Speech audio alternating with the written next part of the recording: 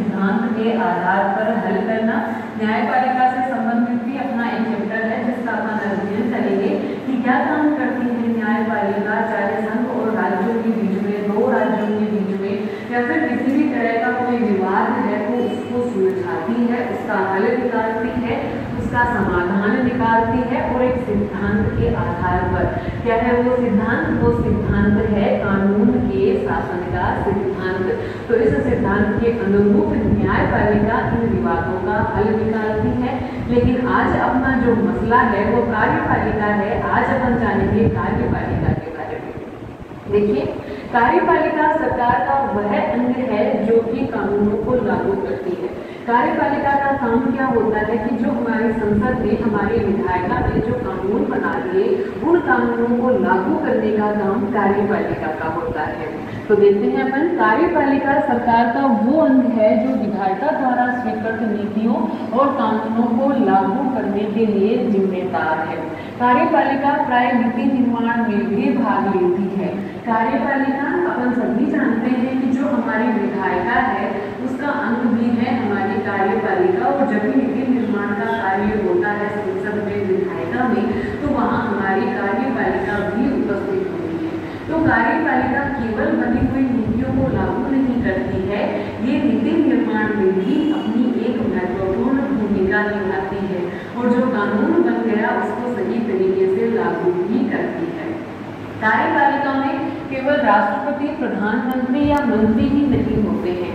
तो फिर कौन होता है कार्यपालिका में? कार्यपालिका में सिविल अधिकारी या प्रशासनिक अधिकारी भी होते हैं जो कि सहयोग करते हैं हमारी कार्यपालिका को बने हुए कानूनों को लागू करने में। देखिए, जान लेते हैं अपन, हमारे यहाँ जो कार्यपालिका है उसको अपन दो भागों में बांट सकते हैं, राजनीतिक कार्यपालिका और स्थायी कार्यपालिका।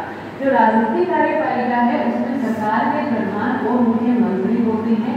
हिंदी देशों में सरकार का प्रधान अगर राष्ट्रपति है तो राष्ट्रपति हो जाएगा उसमें। और जैसे कि हमारे देश की बात करें, हमारे ही देश की तरह बहुत सारे देशों में सरकार के प्रधान प्रधानमंत्री होते हैं। तो यहाँ प्रधानमंत्री और उनका मंत्रिमंडल हो जाएगा राजनीतिक कार्यपालिका में, और ये सरकार की नीतियों के लिए उत्तरदायी होते हैं। स्थायी कार्यपालिका होती है उसमें सिविल सेवा के सदस्य होते हैं, प्रशासनिक अधिकारी होते हैं, नौकरशाह होते हैं। आप सभी ने सुना होगा IAS ऑफिसर हैं, IPS ऑफिसर हैं। तो ये सारे के सारे लोग आते हैं स्थायी कार्यपालिका में और ये रोज रोज के प्रशासन के लिए उत्तरदायी हैं। रोज रोज जो भी कार्य करने होते हैं, कानून लागू करने से संबंधित जो भी कार्य हैं, वो कार्य हमारे ये प्रशासनिक अधिकारी करते हैं। कार्यपालिका के नाम अलग अलग हैं अलग अलग देशों में। कहीं राष्ट्रपति नाम है, कहीं चांसलर नाम है, कहीं प्रधानमंत्री और उनकी मंत्रिपरिषद है। तो अलग अलग देशों में कार्यपालिका के अलग अलग नाम हमें देखने को मिलते हैं। तो चलिए जानते हैं अपन कार्यपालिका के प्रकार के बारे में कि ये कार्यपालिका कितने प्रकार की होती है।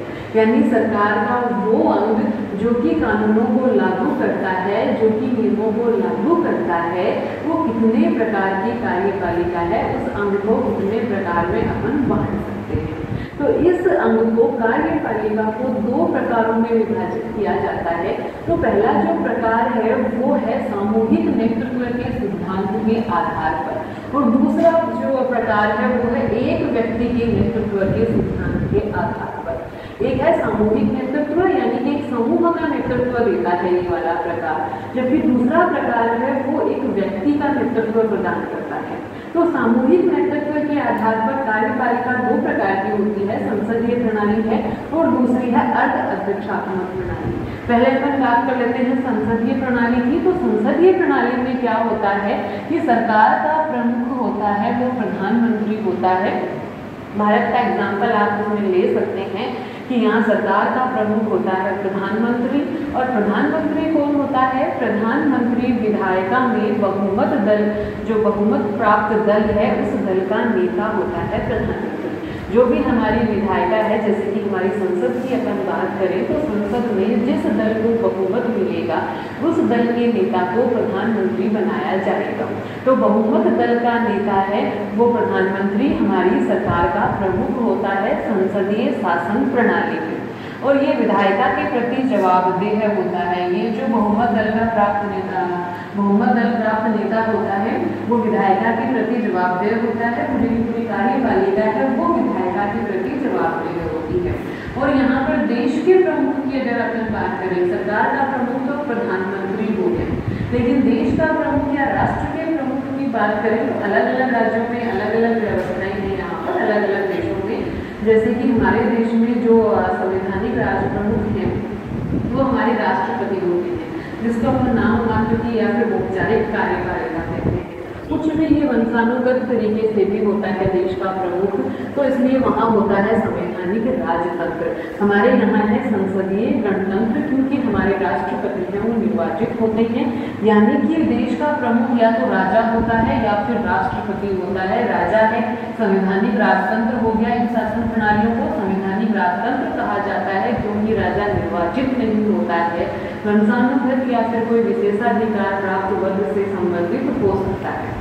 जबकि संसदीय गणतंत्र की अपन बात करें तो वहाँ राष्ट्रपति प्रमुख होता है देश का, और उसका चुनाव होता है, निर्वाचन होता है। भिन्न नीतियाँ हैं इनके निर्वाचन की। हमारे यहाँ अप्रत्यक्ष प्रणाली से राष्ट्रपति का चुनाव किया जाता है, और ये दोनों ही